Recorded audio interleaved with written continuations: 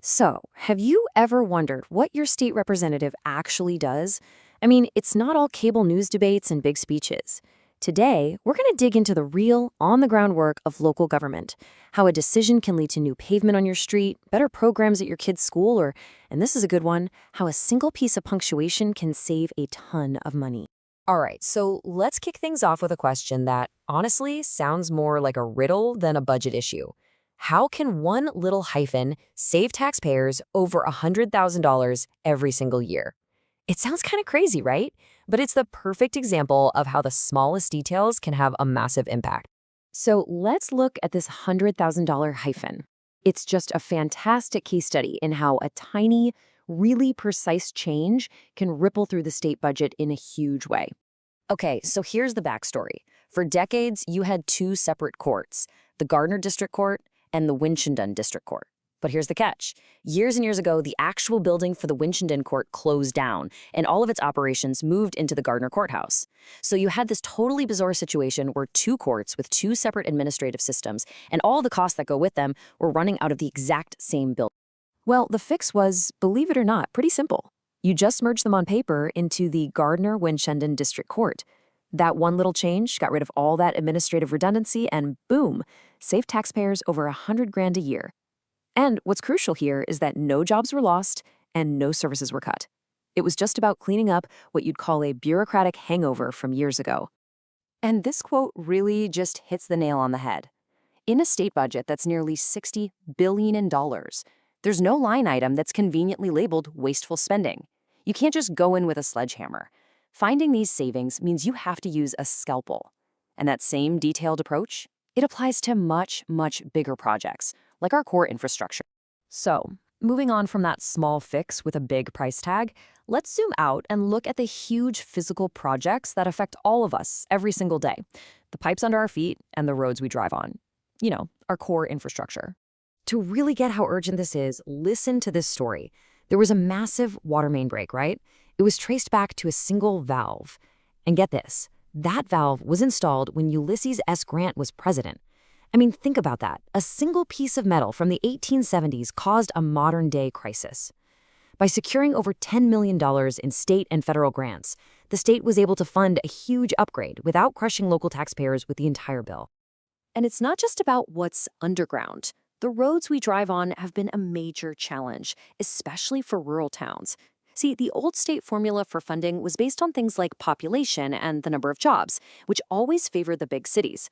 But a recent compromise totally changed the game, creating a new formula that puts a ton more weight on road miles. This is a huge, huge deal for towns that have lots of roads to take care of, but maybe not as many people.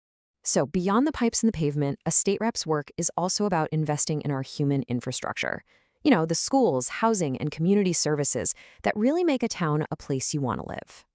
Now, here's a fact that surprises a lot of people. How much the state actually chips in for local schools.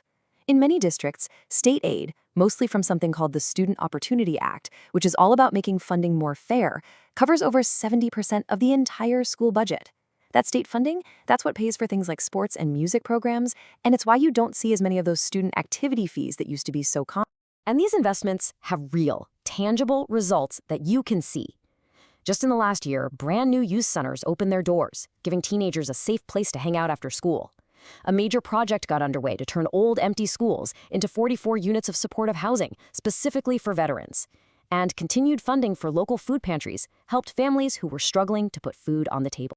You know, there's a really smart theme running through a lot of these projects, saving these old, beloved school buildings. Instead of just letting these landmarks fall apart, they're being given a brand new life. And that's a double win, right? It creates desperately needed housing while also preserving a really important piece of the town's history. Okay, so that's a look at what's been happening. But what's on the horizon? Let's take a peek at the key priorities for 2026 and see what the main areas of focus are going to be for the next legislative year. At the very top of that list are two absolute giants, education and housing.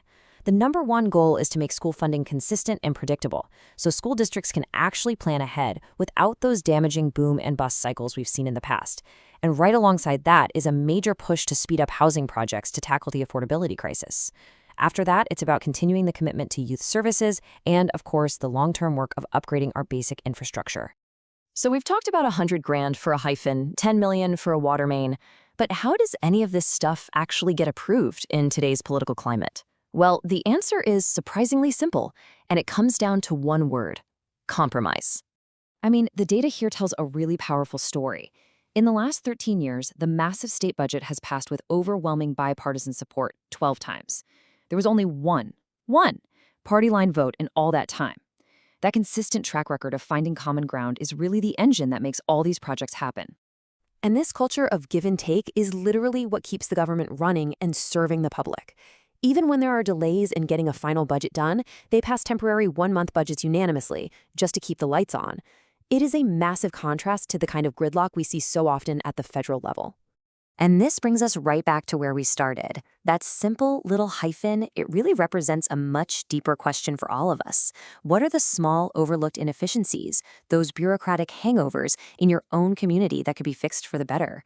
It's just a great reminder that sometimes really meaningful change starts with nothing more than a sharp eye and the right question.